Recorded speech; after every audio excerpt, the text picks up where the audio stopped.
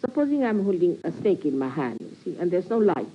Somebody tells me that there's a snake, I will not throw it away. I would not like to listen to anybody's advice about it. But if there's a light, I'll throw it away. In the same way, when you become the Spirit, the light of the Spirit guides you.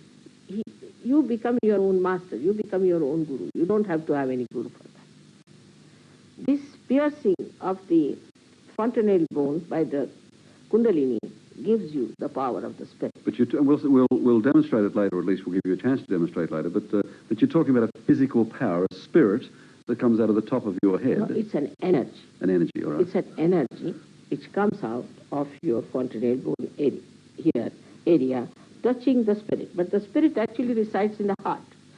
But the main seat of the heart is here in the fontanelle bone area. And it pierces through. When it pierces through, actually it should pierce. It's not just I say I baptize you. It's not like that. It has to pierce through that, and you have to feel the cool breeze of the Holy Ghost on top of your head. Is it there now? Yes, it's there. Can I feel it? I don't know if you'll feel it or not, because you'll have to have that sensitivity. Now, you see, all around, also that all-pervading power is there, which makes everything vibrate. But this energy can be felt only when you have got that realization. Then what happens that all your centers on your fingertips become sensitive. And you can feel, this is written in the Quran, that your hands will speak when you will get to your resurrection. Yes. This is the resurrection. But Natasha, you must know, you must realize I mentioned the Maharishi and I mentioned the Bhagwan and so on. You must live with the skeptics and the doubters because of those... Of course, I'm living with them all the time. The con men who've come Yes. before you. Yes. Now, firstly, you see, the great mistake we commit as far as going to gurus or to anything that is religious is that you cannot pay for God. You see, it's a living process of a living God. Now, supposing you want to sprout a seed, how much money do you pay to the Mother Earth? It's a very simple thing, but people don't understand. They think that they can purchase everything. You cannot purchase God. A simple method, if you apply to all of them, they will all run away. Yes. Now, again, I read that that this spirit, this power you speak of, can deal with, as I said, I mentioned the con men, but can deal with cancer, can deal with AIDS. Yes. I've had some Australians talk about their children being heroin addicts and eliminating heroin. Of course, it can. Power. It does. Because, see, I'll show you now. This is the center. We can say this is the medulla oblongata, or we can say this is through which the central canal is passing. Now, the center is inside here. Now, when we are in the imbalance, say we go too much towards the left side, means we become too emotional or do all kinds of wrong, nonsensical conditioning. Then, or if we go too much to the right, in the ego and all that, you see, then we break this. Once we break this, what happens? That the center becomes constricted, and the energy becomes constricted. Slowly it breaks. The relationship with the head, with the whole, and it becomes malignant. When it becomes malignant, it starts overpowering other cells. And that's how cancer sets in. Now, when the Kundalini rises, what she does, she enlightens this center. Yeah, first of all. She brings it back normal, and then she goes up there, pierces through, by which she does one great thing, is to make you in contact with the all-pervading power. And once that power starts flowing through you, you don't have to worry. You become absolutely peaceful. All your troubles are over. Practically, most of the troubles can be over once you are a spirit. All right. Well, it's very difficult to understand and understand it cold as I'm doing now. You've offered to give a demonstration with our audience. Yes, I think I'll try, but would you it's like? a very short time, and they are all in a hurry, I think, to catch the buses or something. No, they've got tons of time. All right. Tons of time.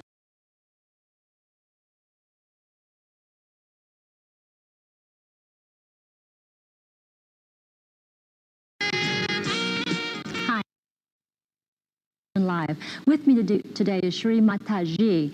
She's considered to be a guru, a prophet, a faith healer.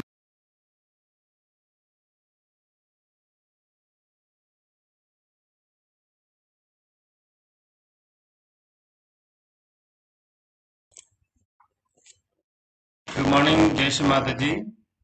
இன்றைய நிகழ்ச்சிகளை நம்ம இன்னைக்கு தொடங்கலாம். தொடர்ந்து இரு கைகளின் மடியில வைத்த தியானத்துல இருங்க.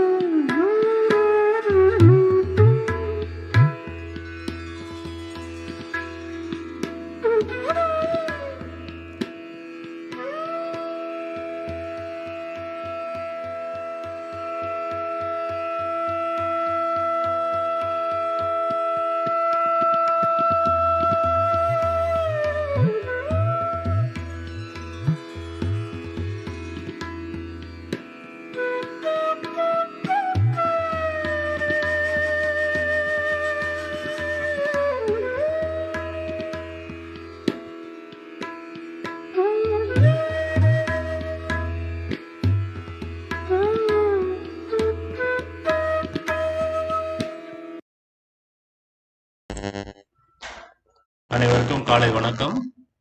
இன்றைய நிகழ்ச்சிகளை தொடங்கலாம். இன்னைக்கு தியானம் ஆரம்பிக்கிறதுக்கு முன்னாடி நேற்று நம்ம குண்டலினி எப்படி எழுப்புறது, நமக்கு பாதுகாப்பு கவசம் எப்படி இட்டுக்கொள்றதுன்னு இன்னைக்கு சொல்லித்தரதா சொல்லியிருந்தோம். அதை முதல்ல பார்க்கலாம். நம்ம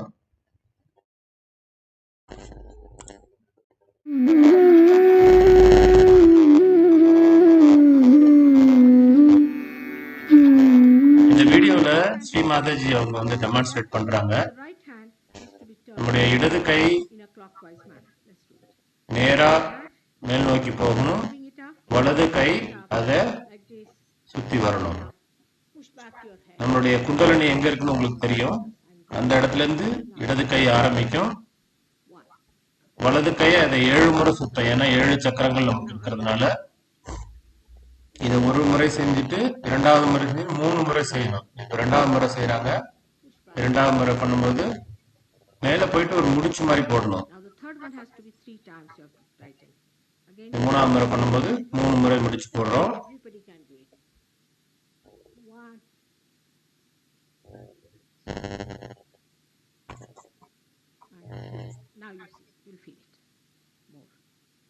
சரியா? அப்புறம் பந்தன்கிறது இடது பக்கம் ஆரம்பிச்சு வலது பக்கம் போகணும். நம்ம தலையை சுத்தி மேல் நோக்கி போகணும். போயிட்டு ரிட்டர்ன் வர்றதுதான் 1 கவுண்ட். சோ 7 சக்கரங்களுக்கும் 7 முறை.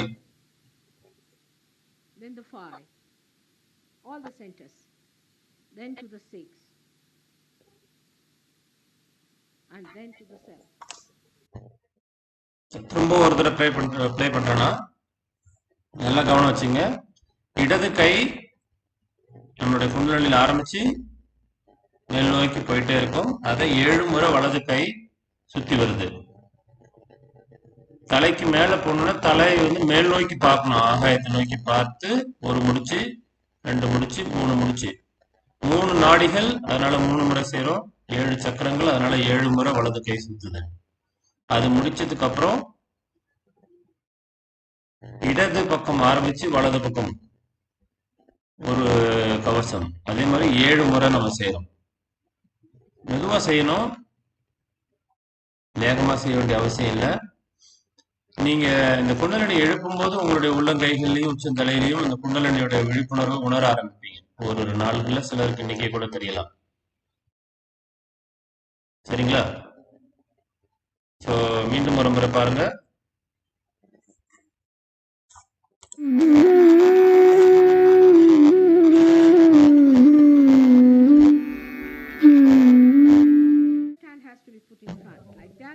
And the right hand is to be turned in a clockwise manner. Like that. You start moving it up. Take it up like this. Take it up. Push back your head and loosen your shoulders and give it a twist. Now you tighten. You'll see the result just now, the proof of it. Now again.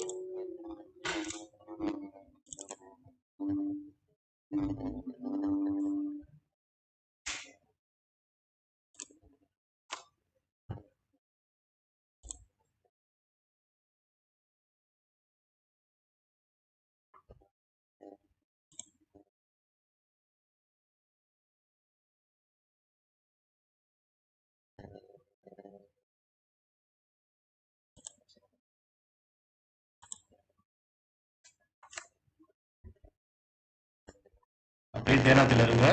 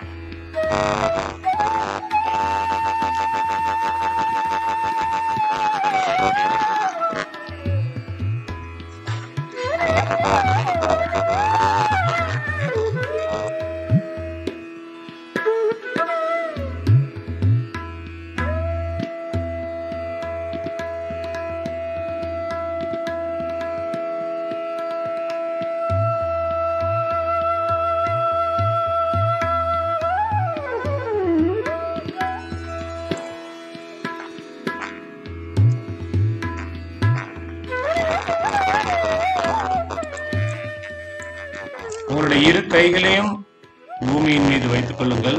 பூமி தாயே, தயவு செய்து என்னுள் இருக்கும் எதிர்மறை சக்திகளை போக்கிவிடுங்கள் என்ற பிரார்த்தனையோடு இரு கைகளும் பூமியின் மீது இருக்கட்டும்.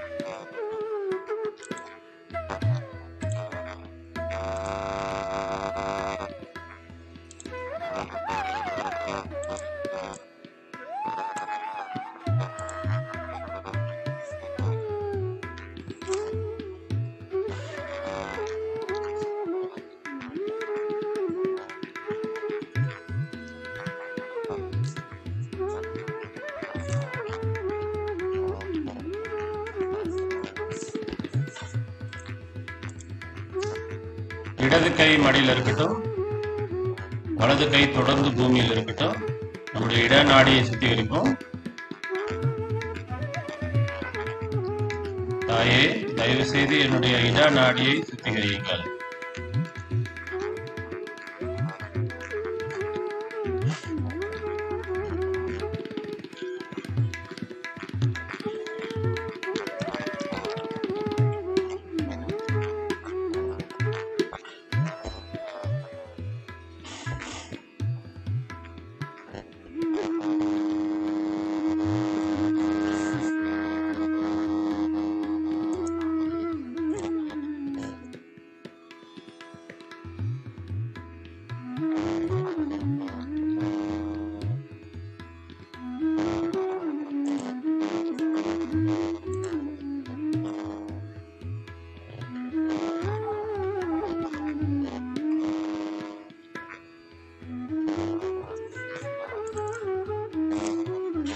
நம்முடைய வலது கை மடியின் மீது, இடது கை ஆகாயத்தை நோக்கி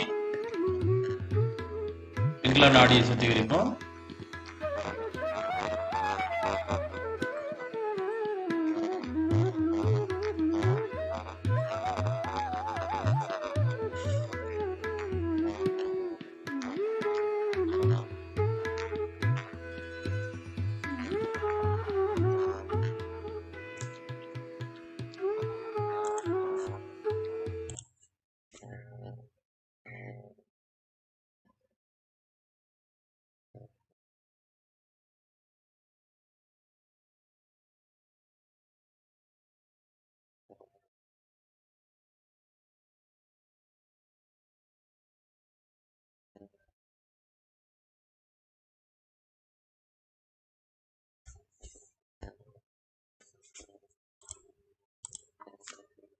இரு கைகளும் மடியில வச்சுங்க. எண்ணங்கள் அற்ற நிலையில தியானம் செய்வோம்.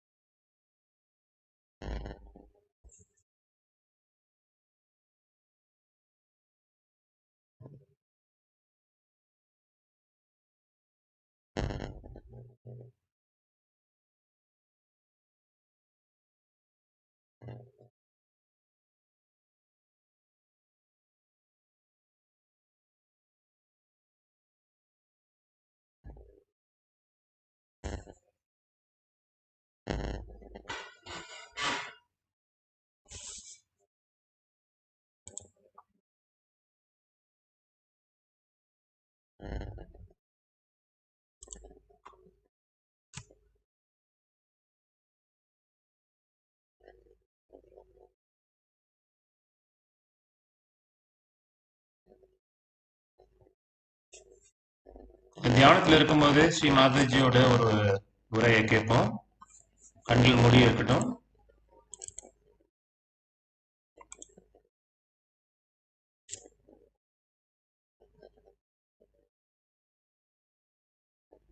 I'm really sorry for getting so late.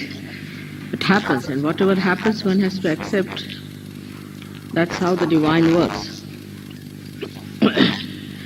Everything has some reasons.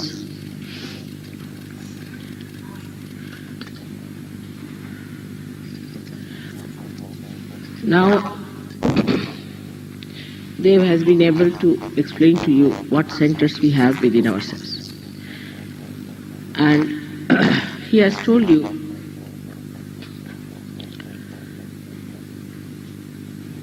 what is the mechanism within ourselves. It is all built within us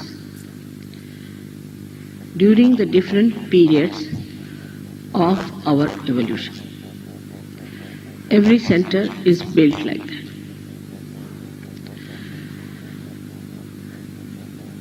Now, all this is built like a pathway.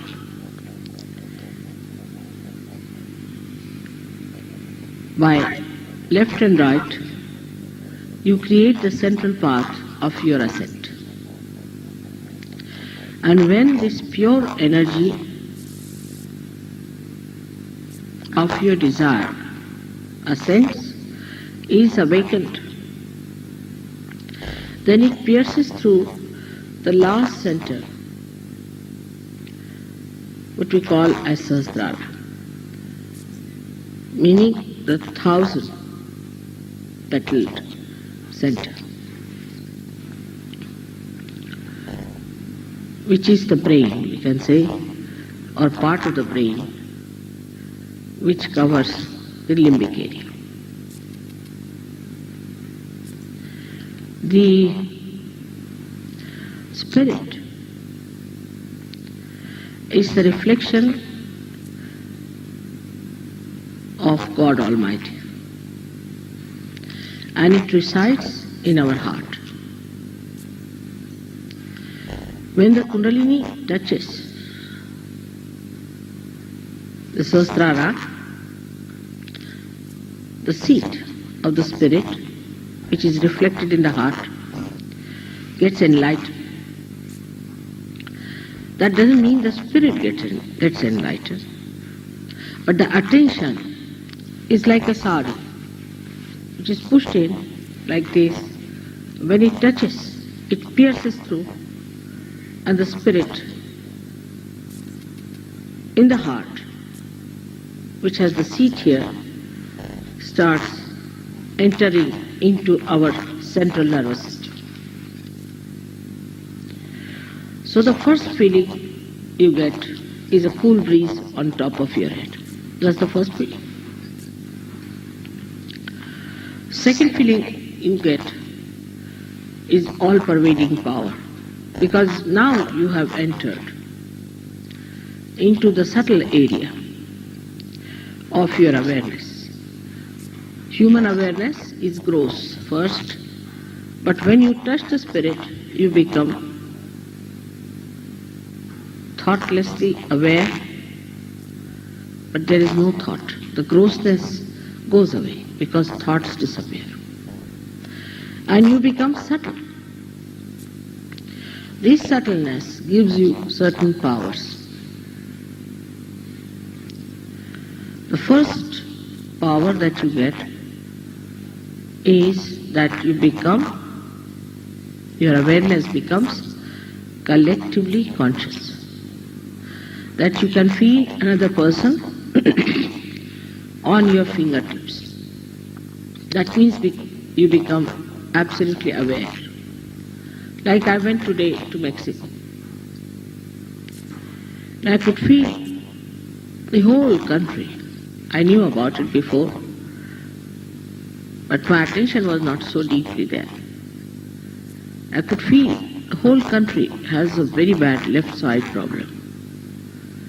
And the left side problem is affecting even this area. And the left side problem you can feel it very clearly that your left side becomes heavy and you feel the heat in all your centers. So you start feeling the atmosphere, the country, the people, an individual, and yourself. So you know the problem of a particular place. I mean, you may not feel that much in the beginning. You may just feel yourself to begin with. Then you start feeling others. So thus the awareness grows more and more. In the central nervous system you start feeling the problems of other people, your own problems. But it is not that you feel them as something which is painful or troublesome, but you feel them as little heat or sometimes little pain, very little, as if you are recording it like a barometer. And when that happens, you want to get rid of it, as if they are your own problem. And if you know how to get rid of it, you can do it. That's what I was doing. And that's how I will lead. Something on the collective. If you are working on something, you want to finish the job, and then you want to attend to another. Don't want to leave something half done.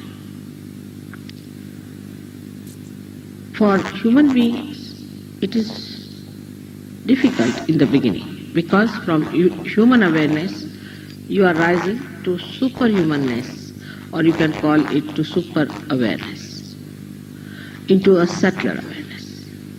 So first the awareness is gross, and then your awareness becomes subtler. But with that, you do not feel in any way uncomfortable or upset, because you become extremely powerful, such power of compassion that you don't feel anything, no pain, no problems.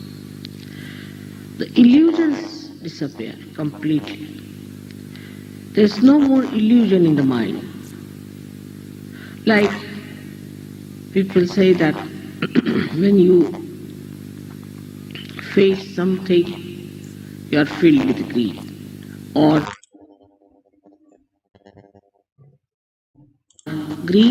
lust.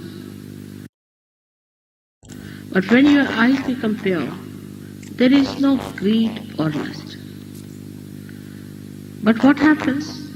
That you start feeling the oneness with another thing, whatever it is, in a way that it is joy-giving. Like you see someone, an attractive person, there is no sensation of baser feelings for that person. But the sensation just disappears, and you start feeling the joy of the creation of that person or the thing. Like in Mexico, people have made so many things with hand. If you watch them, you might think how much it will cost, what will be the price, who has made it. But if there is no thought, then you see something which looks very joyous, because you can feel the vibrations. And you know somebody has made it who might have been a realized soul, who might have been a very great devotee of God, might have been a person who must have thought that this is your creation, O God. Such a person might have made with that feeling which is to be gratified, and you feel that we should take it. The matter has only one capacity, that it gives joy in giving to others, so that you can express your happiness into it. So you become very subtly aware of the matter, that you start understanding the matter, what it means and what is the use of a particular thing. In the same way, when you meet people, new people, absolutely never know, you know what are their needs, what problems they have, on a wider scale, on a collective scale, and also you know one simple thing, that there are people in Mexico who are seeking God, who are to be helped, who are to be given something that they want. They may not be so much aware of it, but we become aware of them. And a kind of a rapport of a very subtle type is established. And you get attracted towards other people, not through any lust or greed or any purpose, but in oneness with the joy that they have within themselves. The joy of the Spirit. You look at them and you feel this person is such a wonderful person. How do you know? You start feeling the cool vibrations in your hand from that person. And you just enjoy that person for that person's sake, not for anything, whether poor, rich. தொடர்ந்து தியானத்தில் இருங்க. Good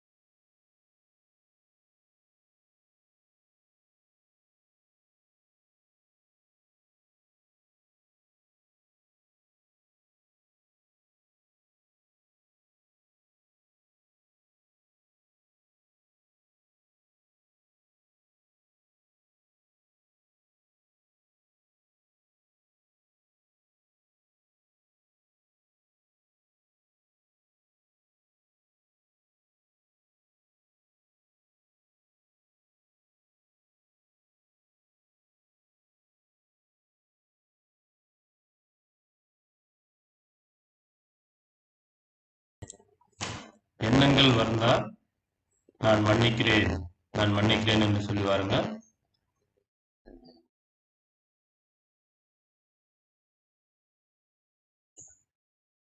இரு கைகளிலும் குளிர்ந்த நுண்ணுயிர்கள் தெரியணும். ஒரு முறை உங்களுடைய வலது கையை உச்சந்தலையில வைத்து அழுத்தி 7 முறை சுத்தலாம். அது இன்னும் உங்களுடைய தெய்வீக நுண்ணதிர்கள் அதிகரிக்கும்.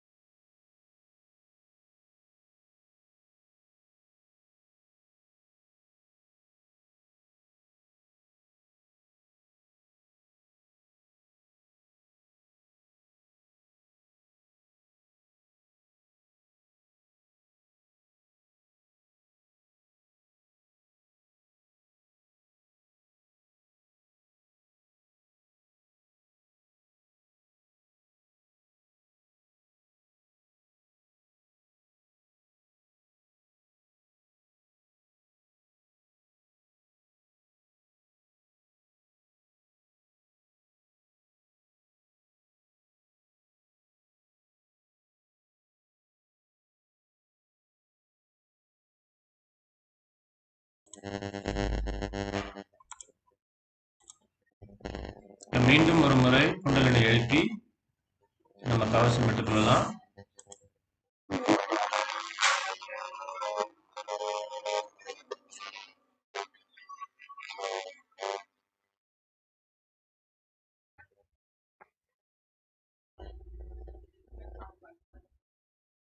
இடது கை மேல் நோக்கி செல்கிறது, வலது கை அதை 7 முறை.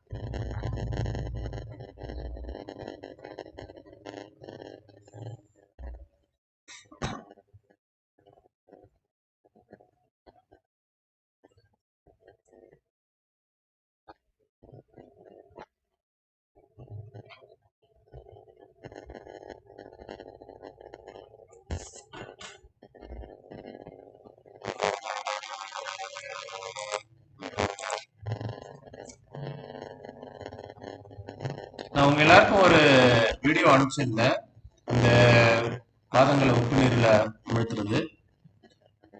அந்த வீடியோ பாருங்க. அந்த வீடியோ பார்த்துட்டு அதில் உள்ள பொருட்கள் எல்லாம் வாங்கி வைத்திருங்க. நம்ம வந்து இதை வந்து நம்ம நார்மலா வந்து தினசரி ஒரு முறையாவது இந்த ஃபுட் சோக்கிங் நம்ம பண்ணணும். பண்ணும்பொழுது நம்ம உடம்புல இருக்கிற சமநிலையில இருக்கிற இந்த சூடு, நம்மளுடைய சக்கரங்கள்ல இருக்கிற பிடிப்புகள், நாடிகள்ல இருக்கிற அழுத்தம், இதெல்லாம் வந்து அந்த உப்பு தண்ணி வழியா ஈர்க்கப்பட்டு நமக்கு வந்து ஒரு சமநிலை கிடைக்கும்.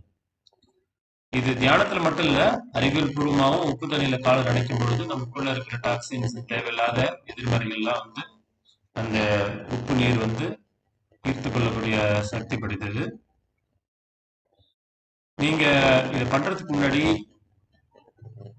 கல்லுப்பு, அயோடின் கலக்காத கல்லுப்பு முடிஞ்ச வரைக்கும் ஒரு துணி, ஒரு மக்ல தண்ணி, கணுக்கால் நனையப்படுற வரைக்கும் ஒரு குடி அளவுக்கு நம்ம உப்பு போடணும். நான் அதையும் ஒரு வீடியோவில் காமிக்கிறேன் உங்களுக்கு.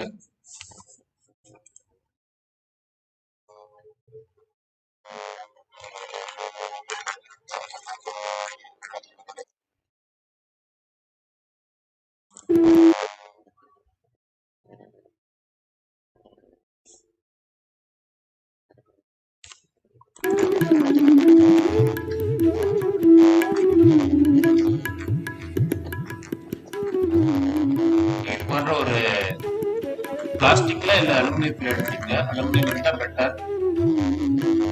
பிளாஸ்டிக் மக்லையோ இல்ல சில்வர் மக்லையோ தண்ணி வச்சுக்கலாம்.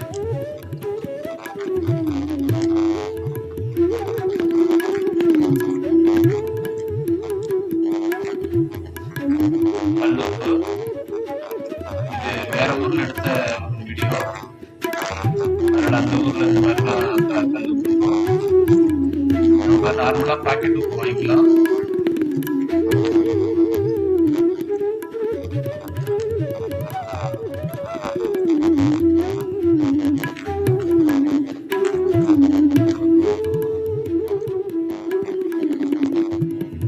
இந்த படத்துல கவனிச்சீங்கன்னா ஸ்ரீ மாதாஜியோட போட்டோ அவங்க வச்சிருக்காங்க. அதுக்கு முன்னாடி ஒரு கேண்டில் வச்சிருக்காங்க. அந்த கேண்டில் வந்து அக்னி தத்துவத்தை பிரதிபலிக்குது. உப்பு வந்து நம்முடைய பூமி தத்துவம், நீர் இருக்குது, ஆகாயம் இருக்குது, வாயும் இருக்குது. ஸோ 5 பஞ்சபூதங்களை கொண்டு நம்ம உடல் சரீரத்தில் உள்ள சூக்ஷ்ம சரீரத்தில் உள்ள தேவையற்ற எதிர்மறை சக்திகளை நம்ம பண்றோம். இரு கைகள், இரு கால்களையும் தண்ணியில நினைச்சு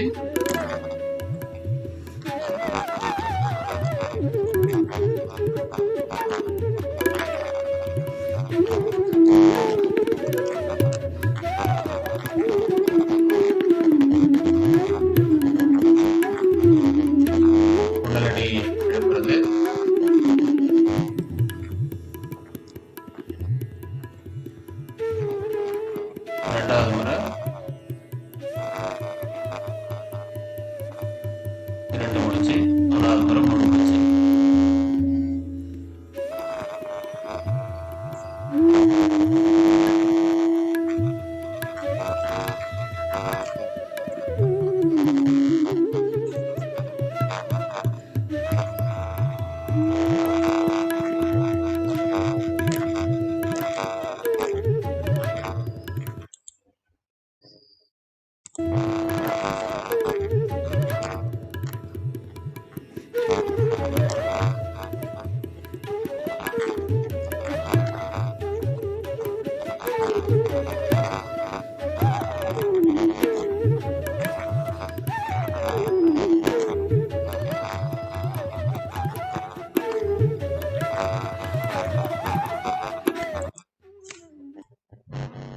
இது மாதிரி ஃபுட் சோக்கிங் செஞ்சுட்டு நீங்கள் வந்து திரும்பவும் பந்தல் போட்டுட்டு இதை முடிச்சுக்கணும். நம்ம ஏற்கனவே பேலன்ஸ் பண்ணுறதை பற்றி பார்த்துருக்கோம்.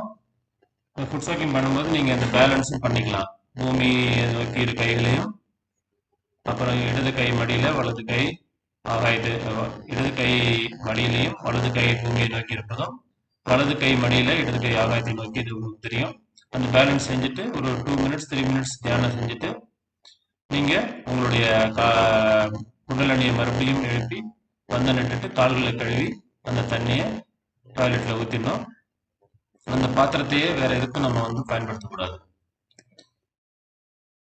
ரைட். இப்போ ஏற்கனவே நம்ம ஐஸ் பேக் சொல்லியிருந்தோம். அது இந்த மாதிரி எது கிடைச்சாலும் வாங்கிக்கோங்க. மெடிக்கல் ஸ்டோரில் கிடைக்கும்.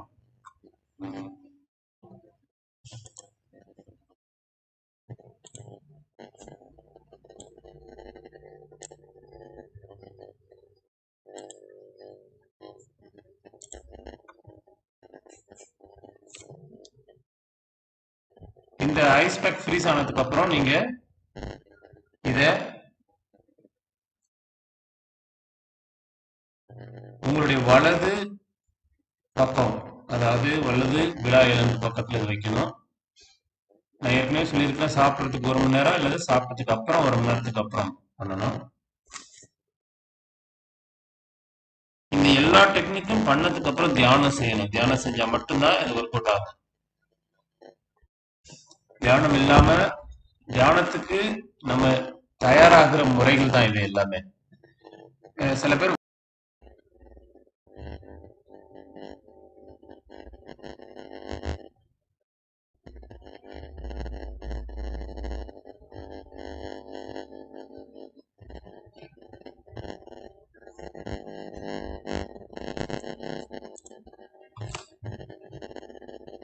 ஓகே, நிறைய பேருக்கு ஒரு கேள்வி இருக்கு, இது எப்படி நம்ம தினசரி எந்த முறையை செய்யறது? இப்போதைக்கு நீங்க தெரிஞ்சுக்க வேண்டியது, உங்களுக்கு ஏற்கனவே இந்த 9 ஸ்டெப்ஸ் நீங்க பண்ணிட்டு இருந்தீங்க இல்லையா? இப்போ உங்களுடைய உள்ளங்கையில சூடா குளிர்ச்சியா உணர்வு தெரிஞ்சிச்சுன்னா நீங்க அந்த 9 ஸ்டெப்ஸ் இனிமே பண்ண வேண்டியது. எனக்கு எதுவுமே தெரியல, மனசு மட்டும்தான் அமைதியா இருக்கு, என்னோட உள்ளங்கைகள்ல எந்த உணர்வும் தெரியல, உச்சம் தெரியலன்னா 9 ஸ்டெப்ஸ் தொடர்ந்து செய்யுங்க. நம்ம வந்து நம்ம தியானம் ஆரம்பிக்கிறதுக்கு அப்புறம் குண்டலினி எழுப்பி பந்தன் போட்டுக்கணும், இன்னைக்கு சொன்ன மாதிரி. அப்புறம் 2 கைகளையும் பூமியில வச்சு பேலன்ஸ் செய்யணும். இதா நாடியை சுத்திகரிக்கணும், பிங்களா நாடியை சுத்திகரிக்கணும். தொடர்ந்து தியானத்துல இருக்கணும். எண்ணங்கள் அற்ற நிலை அடையணும். எண்ணங்கள் வந்தா நான் மன்னிக்கிறேன் சொல்லி வரணும்.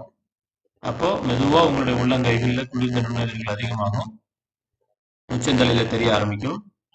நெற்றி பகுதியில கலர் எல்லாம் பார்க்கக்கூடாது. கலர் வந்துச்சுன்னா நான் மன்னிக்கிறேன்னு சொல்லணும். விரல் நுனியில ஏதாவது குத்துறது மாதிரி இருந்தாலும் அந்த பிரச்சனையை நம்ம வந்து ஒப்படைக்கணும். தாயே, இந்த பிரச்சனையை நான் உங்கள்கிட்ட ஒப்படைக்கிறேன். ஸோ நம்ம வந்து ஆத்மார்த்தமா நம்மளுடைய குண்டலினி சக்தியை முழுமையா செயல்பட அனுமதிக்கணும். அது இயல்பா அது பண்ணும். அதனால எந்த சைடு எஃபெக்டும் கிடையாது. உங்களுடைய தியானம் பண்ணும்பொழுது உங்களுடைய கவனம் முழுவதும் உடம்புக்குள்ள போகும். மூச்சு இழுத்து விடுவோம். அப்போ கவனம் வந்து நமக்கு உள்ள வர்றதுனால நமக்குள்ள இருக்க சின்ன சின்ன பிரச்சனைகள் கூட பெருசா தெரியும் நமக்கு. அதனால பயப்பட வேண்டியதில்லை. இப்போ அதுக்கப்புறம் நீங்க வந்து தியானம் முடிஞ்சதுக்கு அப்புறம் மீண்டும் ஒரு முறை குண்டலினியை எழுப்பி பந்தன் போட்டுக்கணும். இந்த குண்டலினி எழுப்பி பந்தன் போட்டுக்கிறது நம்ம வீட்டை விட்டு வெளியில போகும்பொழுதும் வீட்டுக்குள்ள வரும்பொழுதும் செஞ்சுக்கலாம். நமக்கு பாதுகாப்பு அதிகமா இருக்கும். நீங்க 2 விஷயத்தை அச்சீவ் பண்ணணும். 2 நாள் கேப் இருக்கு உங்களுக்கு, வியாழக்கிழமை வெள்ளிக்கிழமை. அதுக்கப்புறம் சனி ஞாயிறுல நம்ம ஒரு நீண்ட நேர தியான ஒர்க் ஷாப் பண்ண போறோம். இந்த 2 நாள்ல நீங்க பண்ண வேண்டிய மிகப்பெரிய முயற்சி என்னன்னா, உங்களுடைய 2 கையிலையும் குளிர்ந்த நுண்ணதிர்வை வர வைக்கணும்.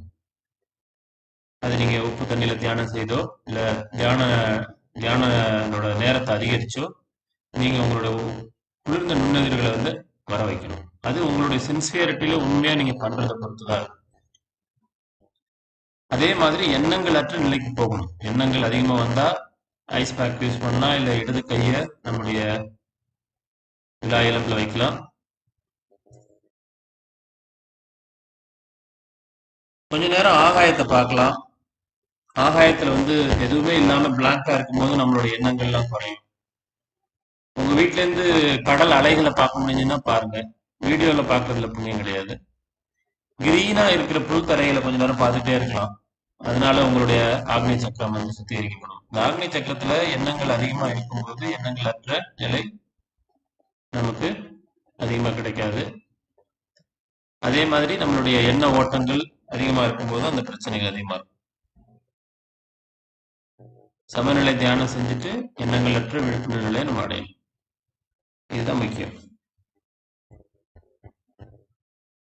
ஞாயிற்றுக்கிழமை நிறைய பேர்ட்டு நம்ம வந்து அவங்களுடைய சாய்ஸ் கேட்டோம். சனிக்கிழமை ஞாயிற்றுக்கிழமை 2 நாளும் வந்து 8 மணிலேருந்து 10 மணி வரைக்கும் நம்மளுடைய தியான கிளாஸஸ் இருக்கும். ஸோ ரெடி ஆகி வாங்க. காலையிலே சாப்பிட்டு வந்துருங்க. 8 மணிக்கு சாப்பிடாம வராதிங்க. வெறும் வயத்துல நம்ம பண்ணணும்னு அவசியம் கிடையாது. தியானம் நடக்கும்போது நடுவில் சாப்பிடாதீங்க. அது உங்களுக்கு வந்து அந்த கண்டினியூட்டி விட்டு போகும். ஸோ ஒரு 2 மணி நேரம் வந்து டெடிக்கேட்டடா 2 மணி நேரங்கிறது ஒரு 90 மினிட்ஸ் 95 மினிட்ஸ் அந்த கொஞ்ச நேரத்துலேயே நம்ம முடிச்சிடலாம். ஸோ அதனால வந்து நீங்க அந்த 8 மணிக்கு ஷார்ப்பா வந்துருங்க. இந்த என்ன டைம் வேணும்னு சொன்னவங்களுக்குலாம் நன்றி. ஸோ சனிக்கிழமையும் ஞாயிற்றுக்கிழமையும் நம்ம அந்த நீண்ட நேர தியானத்தை பண்ணலாம். யாருக்கெல்லாம் உங்களுக்கு வந்து உள்ளங்கையில் எனக்கு தெரியல, குளிர்ந்த நுண்ணதிர் வரல அப்படின்னா 2 நாள்ல வரலன்னா பிரச்சனை இல்லை. இந்த சனி ஞாயிறுல பண்ற நம்ம அந்த ஒர்க் ஷாப்ல அதெல்லாம் நமக்கு இம்ப்ரூவ் ஆகும் கண்டிப்பா. ஸோ முழு நம்பிக்கையோட நீங்க தியானம் பண்ணுவாங்க. ஏதேனும் சந்தேகங்கள் இருந்தா வாட்ஸ்அப் குரூப்ல இருக்கீங்க, எல்லாரும் கேளுங்க. நிறைய பேர் கேள்வி கேட்குறீங்க, மகிழ்ச்சியா இருக்கு, நன்றி. நீங்க வந்து கேள்வி கேட்கறதுக்கு ஒன்றும் தயங்க வேண்டாம். பட் கேள்வினால தியானத்தை தொந்தரவு பண்ணாம பாத்துங்க. அந்த கேள்வி வந்து உங்களோட தியானத்தை வந்து தொந்தரவு பண்ணக்கூடாது. அந்த தியானத்துக்கு உதவியா இருக்கணுமே தவிர நம்மளுடைய அறிவை பெருக்கணுங்கிறதுனால இருக்கிறதுக்காக அந்த கேள்விகள் இருக்கக்கூடாது. ஏன்னா அதுக்கு ஒரு முடிவே கிடையாது.